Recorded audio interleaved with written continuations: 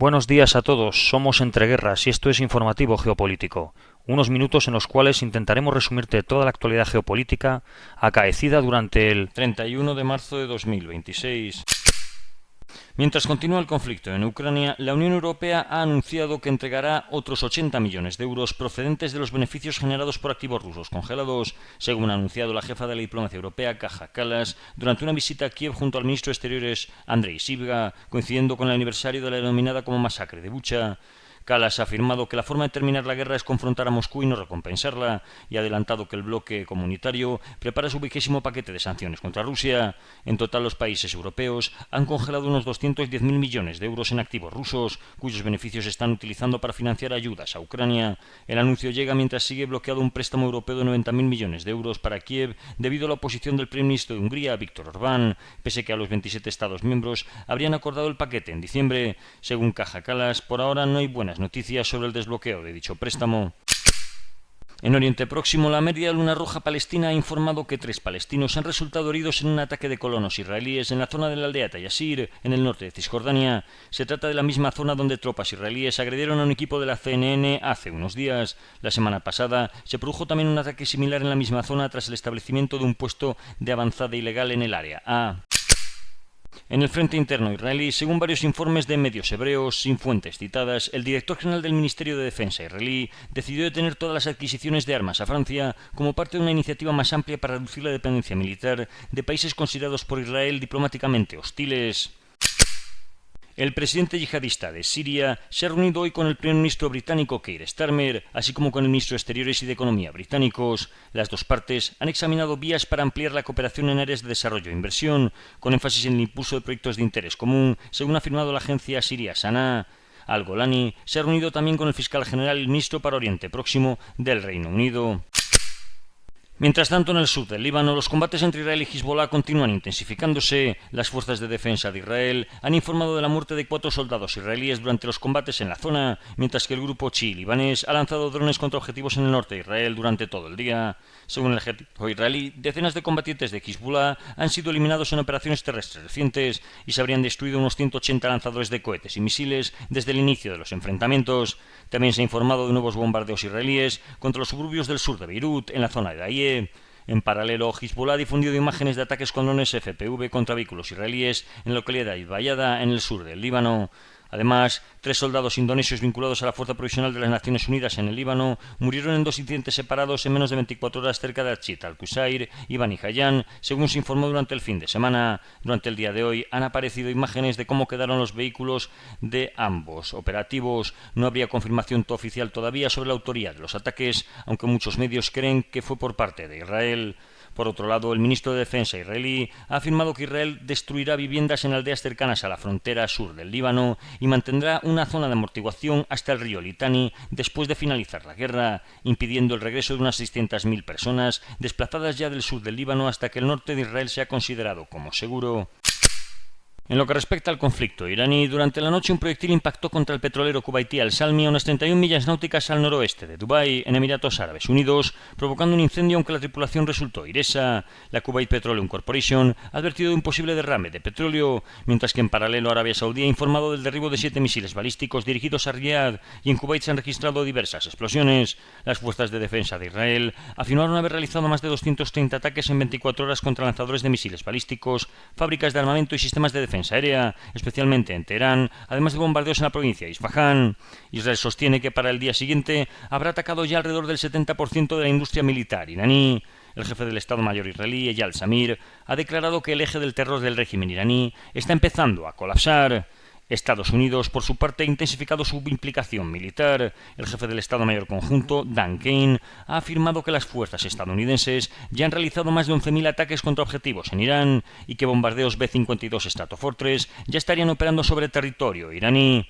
Además, se ha anunciado que el portaaviones George W. Bush se dirige a Oriente Próximo para unirse a los grupos de combate del Abraham Lincoln y del Gerald Ford. También se ha observado cruzando el estrecho de Gibraltar a un submarino nuclear de la clase Ohio.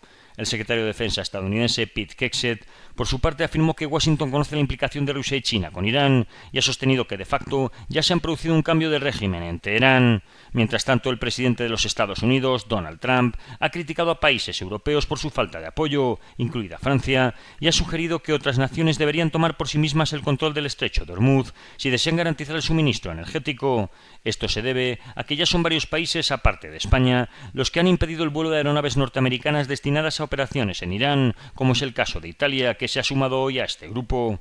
En el plano regional, el primer ministro israelí Benjamin Netanyahu ha afirmado que Israel estaría estableciendo nuevas alianzas con países árabes, mencionando acercamientos con Emiratos Árabes Unidos, Bahrein, Arabia Saudí, Omán y Kuwait. Según fuentes citadas por medios internacionales, algunos países del Golfo Pérsico preferirían que la guerra continúe hasta que se produzcan cambios significativos en el liderazgo iraní, e incluso algunos estarían presionando para una posible invasión terrestre.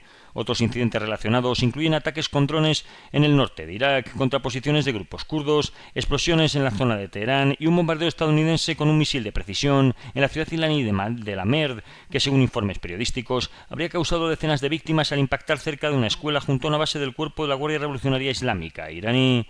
En el plano diplomático, China y Pakistán han presentado un plan de 5 puntos que incluyen un alto el fuego inmediato, negociaciones de paz, protección de objetivos civiles y seguridad de rutas marítimas internacionales.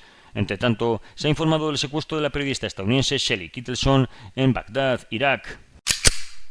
En Europa, un dron ucraniano se ha estrellado en el municipio rural de Kastre, en el sureste de Estonia, mientras se dirigía a atacar el puerto ruso de Ust-Luga. Y es que durante la última noche, varios UAV han impactado en el puerto de Oblast de Leningrado, lo que constituye la sexta noche consecutiva de ataques ucranianos contra puertos rusos del mar Báltico. Durante el ataque se han activado las alertas aéreas en varias zonas de Estonia, incluidos los condados de Ida-Viru y Lane-Viru, en el noroeste del país, y también en áreas del sur. Residentes han informado de haber escuchado drones sobre sus viviendas antes de las explosiones, y más tarde se han emitido nuevas alertas en Parnu, en el oeste del país, a unos 180 kilómetros de la frontera rusa. Según los informes, los drones ucranianos han caído en territorio de la OTAN en 4 de los últimos 5 ataques contra puertos rusos del Báltico, lo que sugiere que algunos aparatos podrían estar utilizando espacio aéreo aliado durante sus rutas para evitar las defensas antiaéreas rusas y poder dar en el blanco. Los gobiernos de la Unión Europea deberían prepararse para una perturbación prolongada en los mercados energéticos como consecuencia de la guerra en Irán, según ha declarado el responsable de energía del bloque a los ministros de los países miembros. En una carta dirigida a los ministros de Energía, a la que ha tenido acceso Reuters, el comisario europeo de Energía afirma que si bien las repercusiones en el suministro energético de Europa están actualmente siendo controladas, se insta a los gobiernos a tomar medidas preventivas con la suficiente antelación ante la posibilidad de una interrupción prolongada del suministro. En este sentido, la Comisión Europea ha instado a la población a trabajar desde casa, a conducir y volar menos, y a los países de la Unión Europea a impulsar urgentemente las energías renovables, al tiempo que ha advertido de una crisis energética prolongada como consecuencia del conflicto en el Golfo Pérsico. El jefe de la Comisión Europea de Energía, Dan Jorgensen, ha afirmado que Europa se enfrenta a una situación muy grave, sin un final claro a la vista. En Rusia, el Ministerio de Defensa ha informado que aviones antisubmarinos de largo alcance de la Flota del Norte han realizado vuelos con reabastecimiento en el aire. Según el comunicado, las operaciones se han llevado a cabo sobre el mar de Barents y aguas neutrales del Océano Ártico. En el Caribe, una masacre perpetrada el 29 de marzo por la pandilla Gang Grif en la localidad de Jean-Denis, en el departamento de Artibonite, en Haití, ha dejado entre 16 y al menos 70 muertos y unos 30 heridos, según cifras de la policía y de la ONG Collectif Defenseurs Plus. El ataque provocó además más de 6.000 desplazados y el incendio de unas 50 viviendas. La agresión comenzó de madrugada, cuando los atacantes bloquearon carreteras y cavaron zanjas para dificultar la respuesta policial, lo que les permitió causar graves daños antes de retirarse. La zona fue retomada posteriormente por las autoridades, aunque los agresores volvieron a asediarla al día siguiente. La verificación de víctimas sigue siendo limitada por el difícil acceso y las fallas en las comunicaciones. Las Naciones Unidas han condenado la masacre y ha señalado que el número de víctimas podría situarse entre 10 y 80, solicitando una investigación más exhaustiva. El ataque se enmarca en la grave crisis de seguridad del país, donde las pandillas controlan gran parte del territorio y han provocado ya el desplazamiento de más de 1,4 millones de personas desde 2022. En Asia, el Frente de Liberación de Afganistán, grupo antitalibán, ha compartido imágenes de un ataque contra un puesto de vigilancia en la provincia de Badakhshan, al norte del país, donde han dejado 4 talibanes fallecidos, según el comunicado.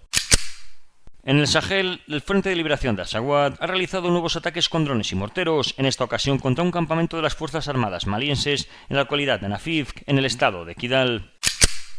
Y esto ha sido todo por hoy. Si queréis profundizar en las noticias que hemos comentado, leer alguna de ellas o visualizar diferentes vídeos de actualidad, os recordamos que estamos en la aplicación Telegram, con nombre de usuario @entre_guerras. Que tengan un buen día y recuerden el main.